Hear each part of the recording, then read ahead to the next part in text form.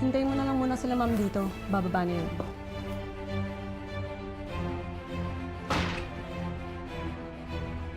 Good morning po, ma'am.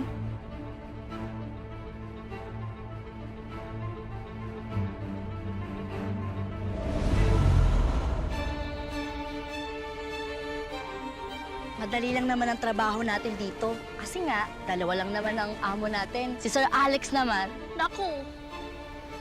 Pero isa lang masasabi ko, baka siya ang mapalaban. Anong pangalan nito? Carmina po, ma'am. Iba ka. Salamat, sir. Laki nito, ah. Katas ng pagiging magaling mo sa trabaho.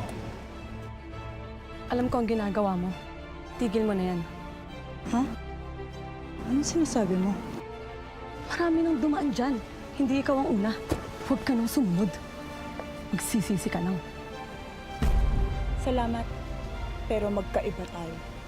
Hindi ako ikaw. Bakit ka pa kasi nagtitiis dito? Hindi tayo mapapakain ng dignidad! Di ba ayoko ng tanga? Sinabi ko na yun sa'yo. Eh bakit ka nagpahuli? Ikaw ang nilalangaw na ulam sa karinderya! Di ka nakalaban, di ka nakalaban. Mga luha mo'y aking nararamdaman. Hahanapin kita, at Iba talaga pag sariwa, matamis, makatas. ng aking pag-ibig.